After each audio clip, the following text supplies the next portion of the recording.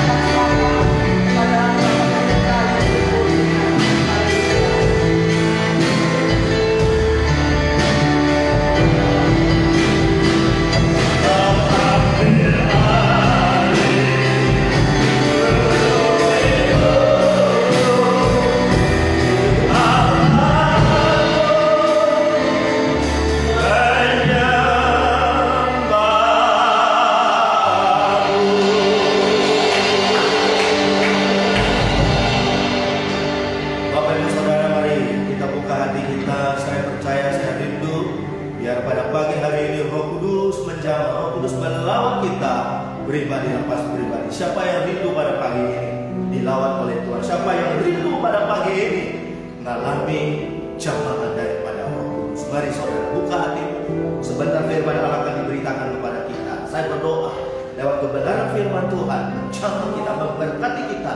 Yang sembuh, yang sakit disembuhkan, yang berbeban berat mengalami lawatan pemulihan daripada Tuhan. Saya percaya pada pagi ini Roh Kudus ada bersama dengan kita. Oh haleluya, haleluya. Mari kurang lebih 20 menit ke depan kita akan diberkati oleh firman Allah. Kita buka mata hati kita lebar-lebar. Izinkan Tuhan berbicara kepada saudara secara pribadi. Terima kasih Tuhan. Kami siap untuk mendengarkan firman-Mu.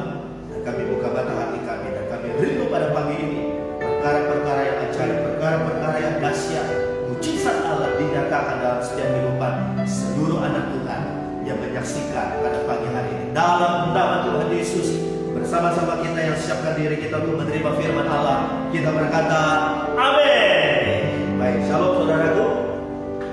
Senang sekali kalau kita kembali berjumpa di dalam ibadah live streaming pada minggu terakhir di bulan Mei ini, dan saya berdoa dan saya percaya kita semua dalam keadaan baik, sehat, dan karena anugerah penyertaan, ya, perlindungan pemeliharaan daripada Tuhan. Apapun yang terjadi saudaraku, biar hati percaya kita selalu tertuju kepada Tuhan. Amin. Ya. Nah, pagi ini adalah ibadah yang spesial karena kita akan merayakan dari pencurahan Roh Kudus saudaraku. Nah, saya rindu pagi ini kita benar-benar kita fokuskan hati kita untuk kita boleh, saya berdoa supaya Roh Tuhan berbicara kepada kita pribadi lepas pribadi. Nah, saudara, ada dua hal yang saya mau sampaikan kepada kita, dan kita akan siapkan Alkitab kita, saudaraku. Nah, yang pertama di dalam Kisah Rasul pasal yang kedua. Kita buka Alkitab kita, saudaraku, di dalam Kisah Rasul pasal yang kedua, saudara. Saya akan bacakan mulai ayat yang pertama sampai ayat yang keempat. Demikian bunyi firman Allah. Ketika tiba hari Pentakosta, semua orang percaya berkumpul di satu tempat. Ayat yang kedua, tiba-tiba turunlah dari langit suatu bunyi seperti tiupan angin yang keras yang memenuhi seluruh rumah di mana mereka duduk. Ayat yang ketiga, dan tampaklah kepada mereka lidah-lidah seperti nyala api yang bertebaran dan hinggap pada mereka masing-masing. Lalu ayat yang keempat, maka penuhlah mereka dengan Roh Kudus. Lalu mereka mulai berkata-kata dalam bahasa-bahasa lain seperti yang diberikan oleh Roh itu kepada mereka untuk mengatakannya. Nah, Bapak Ibu yang sangat dikasihi oleh Tuhan, pencurahan Roh Kudus hari Pentakosta, ya, ketika Tuhan Yesus mati, bangkit pada hari ketiga, lalu menampakkan diri selama 40 hari, saudaraku. Setelah itu Tuhan Yesus naik ke surga. 10 hari kemudian, hari Pentakosta, Tuhan curahkan Roh-Nya, saudaraku, ya, Tuhan impartasikan. Ya, dan ketika murid-murid mereka berdoa di loteng Yerusalem, apa yang terjadi, saudaraku? Dan tiba-tiba dikatakan di dalam Alkitab, turunlah dari langit suatu bunyi seperti tiupan angin keras yang memenuhi seluruh rumah di mereka, di mana mereka duduk. Jadi saat itu mereka lagi sedang berdoa, mereka lagi sedang menyembah Tuhan, saudaraku. Mereka ingat pesan Tuhan Yesus kepada mereka adalah jangan kemana-mana, tinggal di dalam kota ini sampai engkau diperlengkapi kekuasaan dari tempat yang tinggi. Dan ini digenapi, Bapak Ibu Saudaraku. Karena ayat yang keempat berkata, maka penuhlah mereka dengan Roh Kudus. Nah, saudara, kalau kita lihat di dalam Kisah Rasul pasal yang pertama ayat yang ke-8, kenapa Tuhan wanti-wanti mengatakan kepada murid-muridnya supaya mereka jangan kemana-mana, supaya mereka dipenuhkan oleh Roh Kudus, saudara? Kenapa, saudara? Apakah betapa seberapa pentingkah Roh Tuhan, Roh Kudus untuk mereka, untuk murid-muridnya pada waktu itu, saudara? Nah, ayat yang ke-8 Kisah Rasul pasal yang pertama berkata seperti ini kepada kita. Tetapi kamu akan menerima kuasa kalau Roh Kudus turun ke atas kamu. Kamu akan terima kuasa. Bapak Ibu Saudara, kita akan terima kuasa kalau Roh Kudus turun ke atas kita. Kalau Roh Kudus dicurahkan dan memenuhi hidup kita, saudaraku. Nah, inilah sebabnya kenapa Tuhan Yesus mengatakan supaya engkau diperlengkapi kekuasaan dari tempat yang tinggi. Jadi saudaraku, murid-murid ketika mereka dipenuhkan oleh Roh Kudus, mereka mendapatkan kuasa. Kata kuasa di sini artinya dunamos. Kalau dalam bahasa Inggris dikatakan the power of God, kuasa Tuhan, urapan, apalagi saudaraku kemuliaan Tuhan, Shekinah, glory. Saudara, rindukan kau pada pagi hari ini engkau terima kuasa.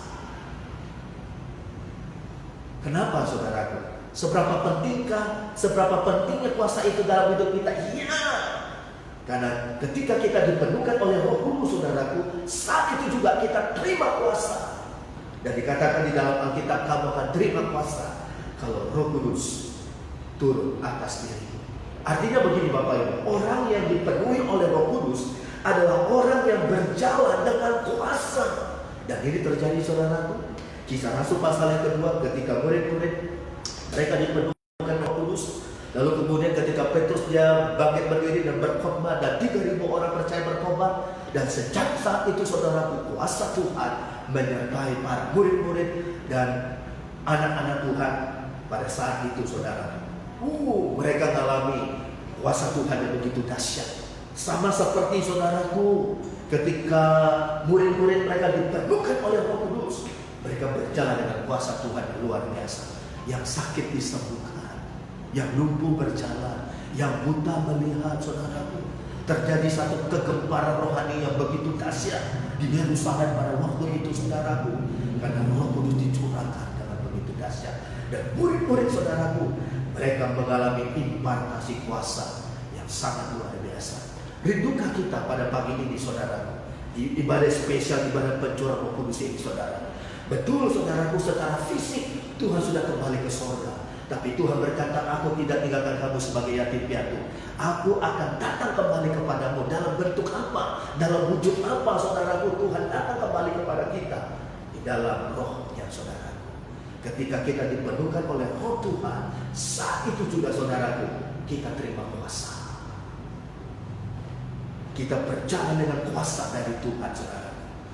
Satu hal yang saya mau ingatkan kepada kita saudaraku, Alkitab berkata musuh kita bukan darah dan daging. Musuh kita adalah penguasa yang ada di udara. Dengan cara apa kita bisa mengalahkan penguasa-penguasa yang ada di udara itu saudaraku? Dengan cara apa saudaraku? Kita lagi sedang menghadapi peperangan, bukan peperangan fisik. Kita sedang menghadapi namanya peperangan spiritual saudaraku. Peperangan roh. Kalau kita nggak punya kuasa Bapak Ibu, seperti pisau. Kalau pisau itu nggak tajam, pisau itu kalau nggak diasah, maka pisau itu nggak punya daya untuk bisa dilakukan sesuatu, saudaraku. Kalau pisau itu tumpul, maka nggak bermanfaat, nggak berguna, saudaraku. Mari Bapak Ibu, ayo pagi ini saudaraku, saya rindu kita amat sangat membutuhkan kuasa daripada Tuhan. Karena Tuhan tahu ketika Tuhan naik ke surga saudaraku, kita diperhadapkan dengan tantangan, kita diperhadapkan dengan segala macam yang ada di dalam dunia ini saudaraku. Kalau kita gak punya kuasa Roh Kudus, maka betapa lemahnya kita, betapa rentannya kita saudara. Tapi kalau Roh Tuhan ada dalam diri kita, kita mengatakan roh yang ada dalam diri kita lebih besar dibanding dengan roh yang ada dalam dunia ini. Ketika murid-murid mereka dipenuhkan oleh Roh Kudus, saat itu juga mereka mendapatkan kuasa yang dahsyat dari surga saudaraku. Dengan kuasa Tuhan yang ada dalam diri mereka, mereka menggoncangkan dunia pada waktu itu. Mari saudara, ya saya berdoa pada pagi ini supaya kita mengalami kepenuhan Roh Kudus. Ketika kita dipenuhkan oleh Roh Kudus, kita mengatakan kamu akan terima kuasa kalau Roh Kudus turun ke atas kita, saudaraku. Saya rindu dari dalam hidup kita ketika kita dipenuhkan oleh Roh Kudus, saudara. Yang tadi saya katakan, ya Roh Kudus dia berikan kuasa urapan dalam diri kita. Ya seperti ada sinar kemuliaan Tuhan yang akan membungkus kita, yang akan memproteksi kita, saudaraku. Ketika kita berkata-kata, ketika kita berdoa, saudaraku, ada kuasa yang mengalir, ada urapan Tuhan yang mengalir, saudaraku, sehingga doa kita menjadi doa yang powerful.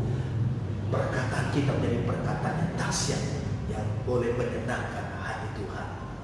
Saya berdoa pagi ini Bapak Ibu yang sangat dikasihi Tuhan, supaya kita semua kita mengalami yang namanya kepenuhan Roh Kudus. Nah yang kedua saudaraku, kita bukan di dalam kitab Yehezkiel, di dalam perjanjian lama saudaraku.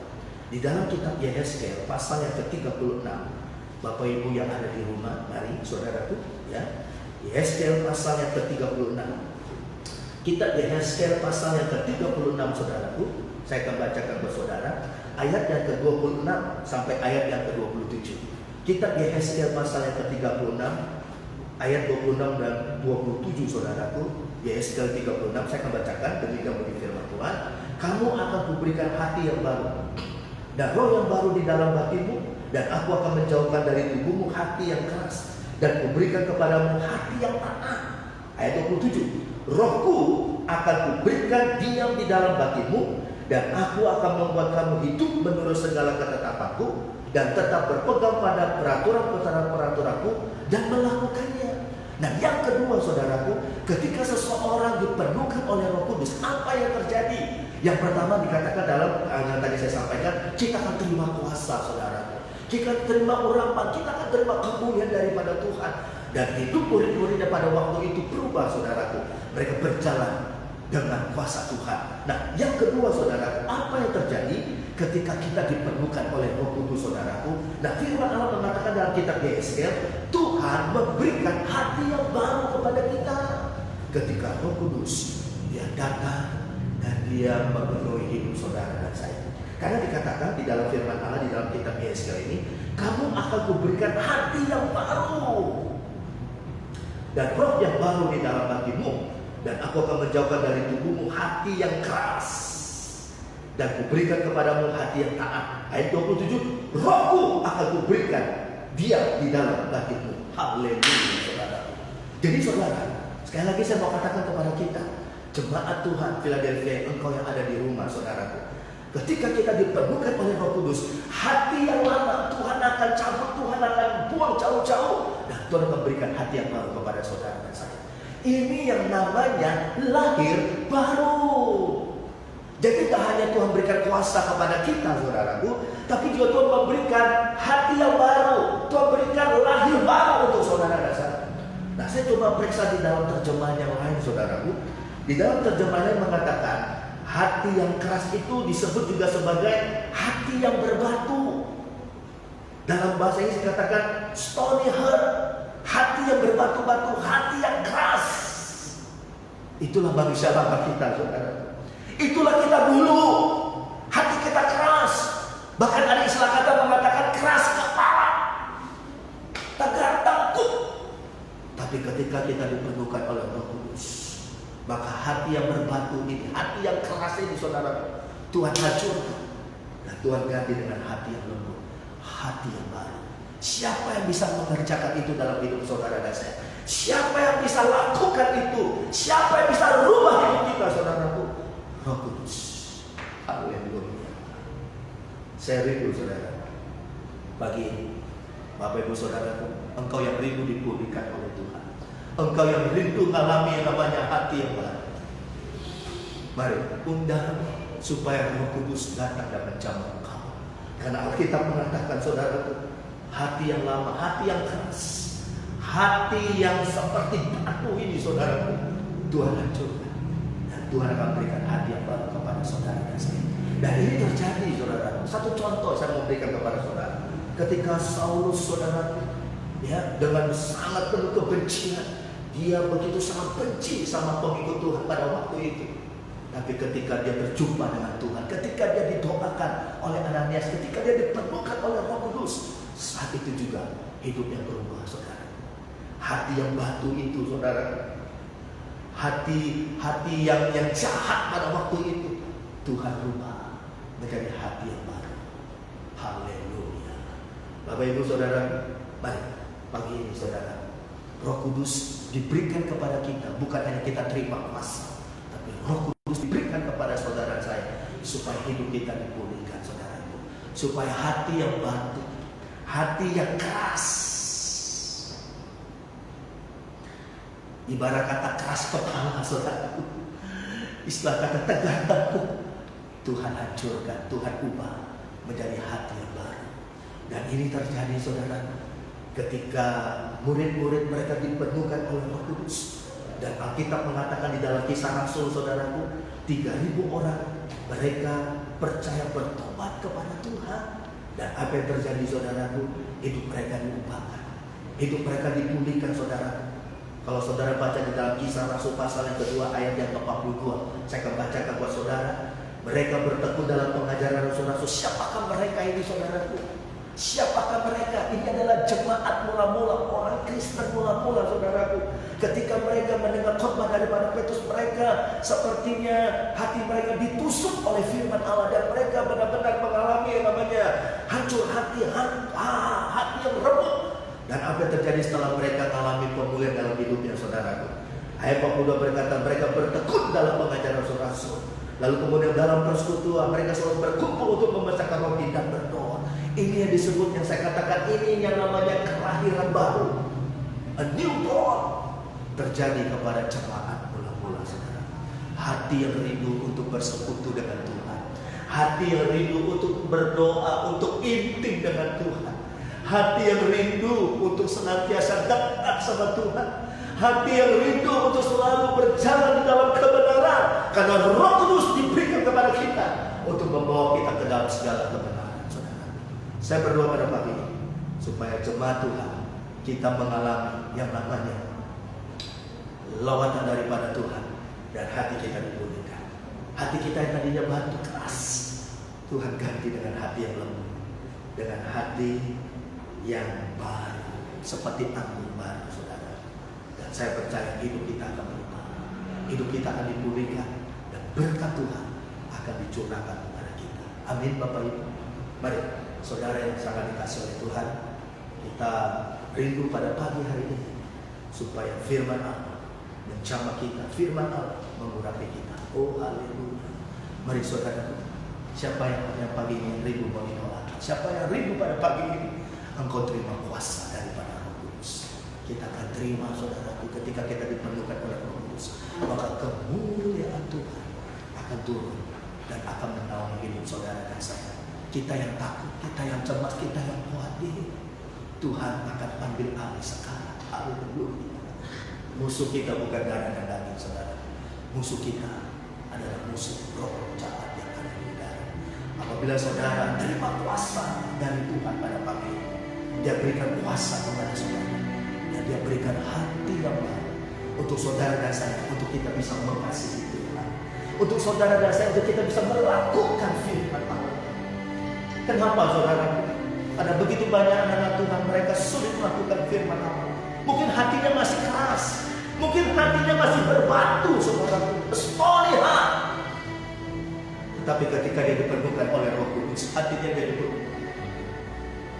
Dia begitu rindu seperti rusa merindukan air.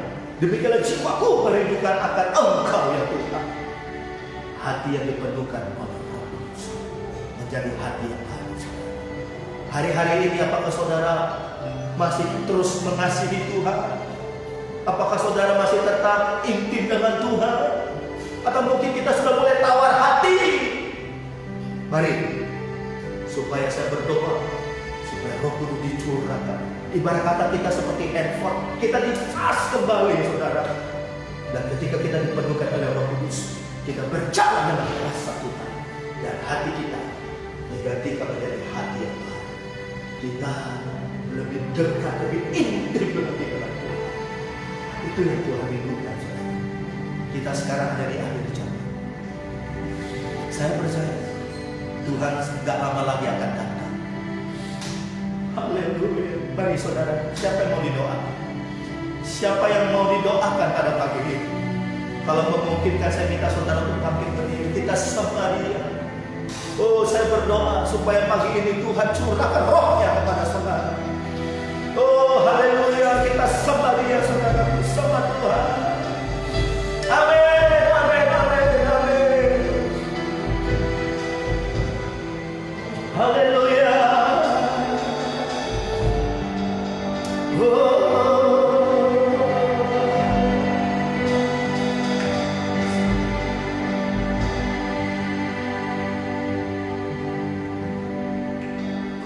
Buka hati.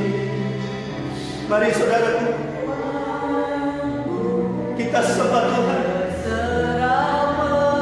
Oh haleluya. Kau ambil alih. Yes, amin. Di altar-Mu Tuhan.